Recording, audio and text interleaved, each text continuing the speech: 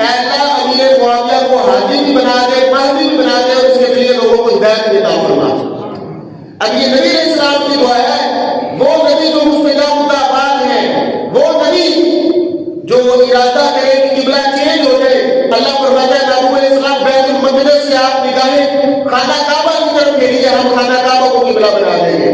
وہ نبی جو ارادہ کرے کہ چاند کے 2 ٹکڑے ہو جائے تو اشارہ کرتے ہوئے چاند کے 2 ٹکڑے ہو جاتے ہیں۔ وہ نبی اگر اشارہ کرے تو سورج مغرب سے واپس پلٹ آتا ہے۔